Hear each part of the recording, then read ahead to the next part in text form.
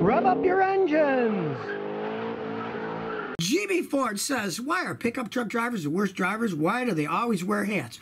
Well, I disagree with that. The worst drivers are people that are driving Mercedes, Benz, and Porsches. I had a guy in a Porsche just pull over 3 lanes and make a left turn in front of them. They think they own the road. They never use their turn signals. Pretty much the same thing with Mercedes Benzes.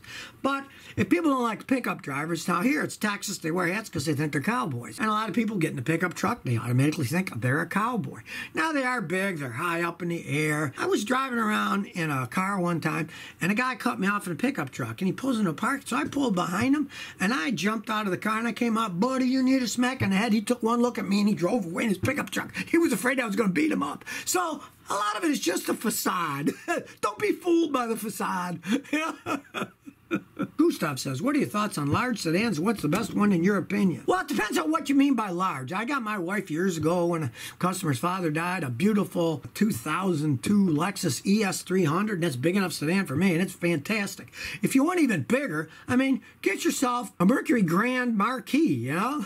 They call them grandpa cars. Same thing with a Lincoln Town car. And they're decent vehicles. You want a big old couch to drive around the road in? They're still relatively dependable. You don't make them anymore. But they're large sedans that can last a long time. J008.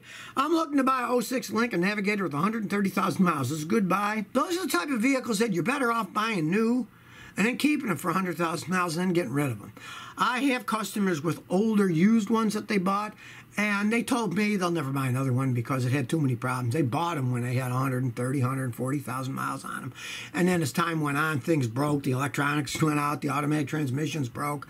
I would not buy one of those high mileage unless you absolutely positively had to have a big vehicle like that and you were using it kind of just to take people around. You got it really cheap. It's not something you're going to find as really dependable as it ages. Sinister Pictures says, Scotty, I recently rented a 2019 Hyundai Elantra on a business trip and loved it. I'm thinking about buying one. Well, see, here's the problem. You rented a new one. And that's the thing about Korean cars. They're okay when they're new. Now, if you're the type of guy that drives a car less than 10 years, less than 100,000 miles, you'll probably be happy with a Korean car. They cost less, but if you're the type of guy like me that wants to drive a car for 20, 30 years and hundreds and hundreds of thousands of miles, no, get a Toyota or Honda. Don't get a Korean car because they're generally okay, but they're not going to last as long. But like I said, if you don't want that many miles or that many years, go ahead. I got customers that do that, and every 6, 7 years, they just buy another Korean car. Search for First Car says, I bought a Toyota Corolla 98 for a cheap price. I don't know if it's reliable or not. Well, historically, they're reliable as can be, but it's a 98, so you're talking about a 22-year-old car. Those things can last a long time. I've seen some of them with 500,000 miles on them. You got to change the oil regularly.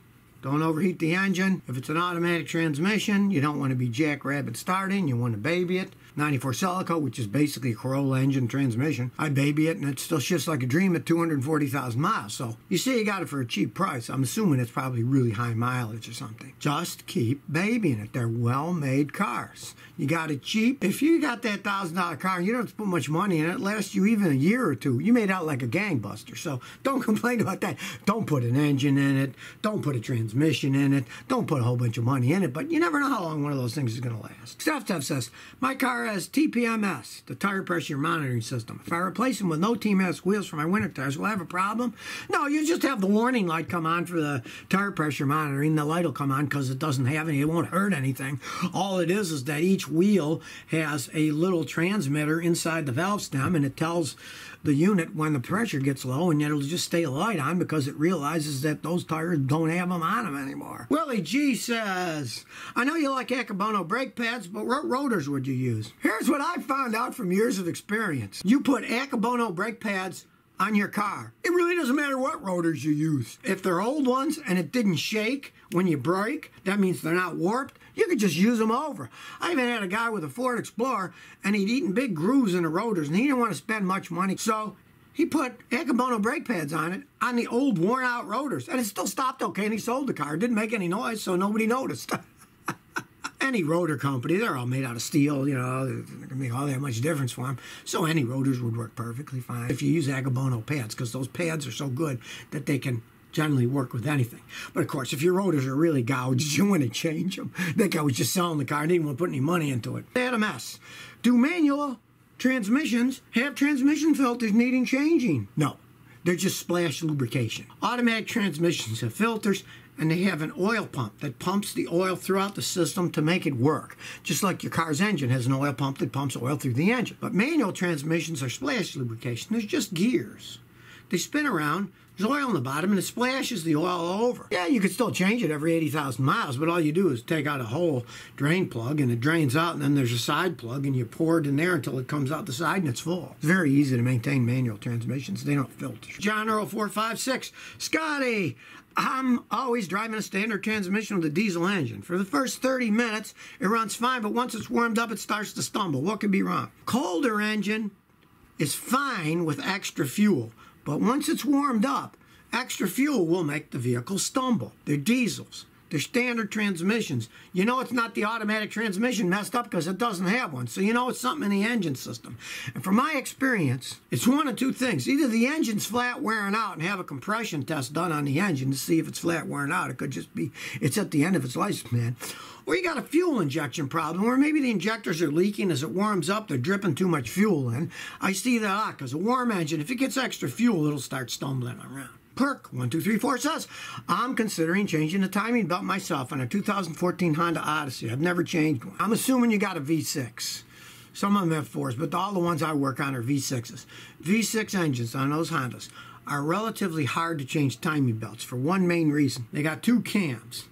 They got a cam. You're on the passenger side firewall on your right side. They got another cam on the left side. And the one on the left side is very hard to access and to line up the little marks when you take it apart and put it together. If you are going to do it, you have to buy a kit that will lock the cams in place. Because if you don't lock those cams, when you put that belt on, odds are the left side one is going to move to the side, and then you're going to have problems. A Haynes manual, which they make for those, and buy the tool that locks the cams and go ahead. If not, pay a mechanic to do it.